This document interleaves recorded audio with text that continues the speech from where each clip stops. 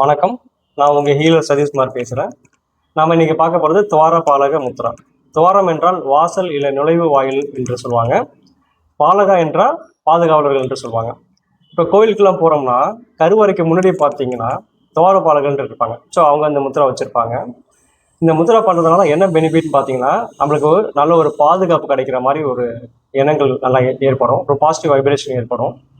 என்ன பார்த்தீங்கன்னா, தியானத்துக்கு ரொம்ப நல்ல உகந்த முத்ரா. மன அமைதி கிடைக்கும். பதட்டம் இருக்காது. இந்த முத்ரா பண்ணுறதுனால பதட்டம் குறைஞ்சாலே பாதி வியாதி குறைஞ்சிரும். சரிங்களா? ஸோ இந்த முத்ரா பாதுகாப்புக்கான ஒரு முத்ரா. நீங்கள் எங்கெல்லாம் வெளியே போகிறீங்களோ இந்த முத்ரா பண்ணிவிட்டு தாராளமாக போகலாம். உங்களுக்கு நல்ல ஒரு பாதுகாப்பு கிடைக்கும்.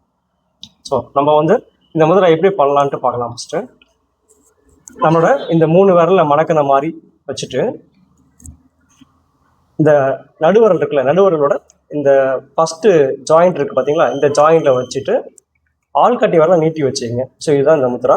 நீங்கள் மடியில் வச்சுட்டு பண்ணிக்கலாம். மடியில் இந்த பொசிஷனில் வச்சுட்டு நீங்கள் நார்மலாக பண்ணிக்கலாம். ஸோ இதுதான் இந்த துவாரபாலக முத்ரா.